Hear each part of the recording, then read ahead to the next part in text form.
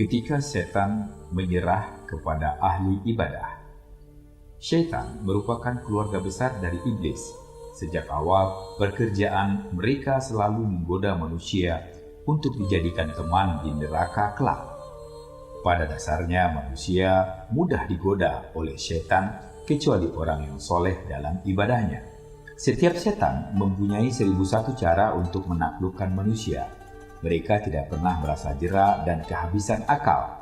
Mereka kaya akan tipu daya, dari tingkat yang paling rendah sampai tingkat yang paling tinggi. Penggunaan tipu daya itu sangat tergantung kepada kekuatan iman manusia. Bila imannya lemah, maka ia akan mudah menaklukkan dan menyesatkan ke jalan yang dimurkai Allah Subhanahu wa Ta'ala.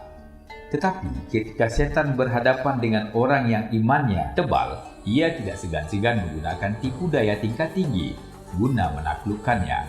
Namun, karena tegarnya iman mereka serta selalu mendapatkan perlindungan Allah, maka upaya setan itu selalu mendapatkan suatu kegagalan dan menyerah sama sekali. Suatu ketika, setan berhadapan dengan seorang laki-laki ahli ibadah yang khusyuk dalam zikirnya. Setan telah menggunakan jurus tipu daya yang ampuh, tetapi ternyata tidak membuahkan hasil. Ketika orang itu keluar rumah, setan menggodanya kembali dengan iming-iming syahwat dan maksiat, tetapi tidak mempan. Diganggunya lelaki yang alim itu dengan perlakuan kasar, tetapi ia juga tidak marah. Mereka gagal menggoda. Setan berkiat lain. Digodanya laki-laki itu dengan rasa takut. Dibuatnya seolah-olah gunung besar di hadapannya akan runtuh dan menimpa dirinya ketika ia sedang khusyuk beribadah. Tetapi sekali lagi, lelaki alim itu tidak bergeming. Ia terus berzikir hingga godaan itu lenyap. Setan pun tidak kehabisan akal. Ia lalu mengubah dirinya menjadi binatang buas seperti singa yang siap menerkam laki-laki itu agar menghentikan zikirnya. Tetapi lagi-lagi iman dan tawakalnya lelaki itu tetap kokoh. Bagaikan karang di laut, setan pun menjelma menjadi ular berbisa. Lalu ular itu menjalar dan melilit tubuh lelaki itu, mulai dari ujung kaki sampai ke kepalanya. Ketika ia sedang sujud, ular itu pun mengangkat mulutnya siap melahap laki-laki itu.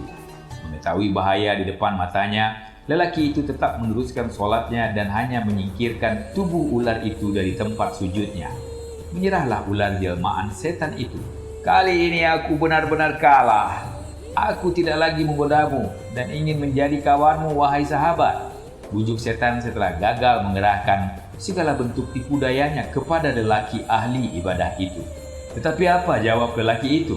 Hei, ketika kamu menggodaku, aku tidak takut. Sekarang kamu menyerah dan ingin menjadi sahabatku. Itu tidak perlu. Kamu tidak bisa menjadi kawanku, jawab lelaki itu tegar. Dia tahu bagaimanapun setan tetap musuh manusia.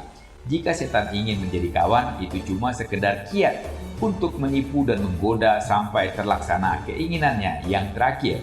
Kawan, aku tidak membohongimu, tetapi aku merasa kasihan kepada keluargamu. Nanti jika kamu sudah tidak ada lagi, aku sudah mati sebelum mereka mati, jawab lelaki itu tegas.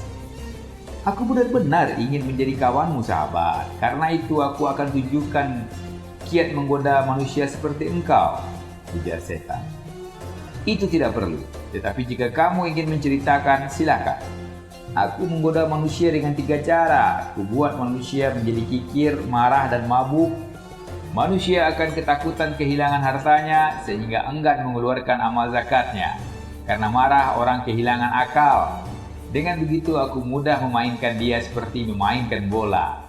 Meski orang itu mempunyai kekuatan apapun, bisa menghidupkan orang mati misalnya, jika sudah marah, aku mudah mematahkan cuma dengan 1 kata. Begitu pula jika dia mabuk, tinggal mudah saja mengajak kepada kemaksiatan, kejahatan, sebagaimana seekor kambing yang menurut empunyanya. Karena itu aku benar-benar menyerah kepadamu, kata setan itu, lalu pergi meninggalkan laki-laki tersebut.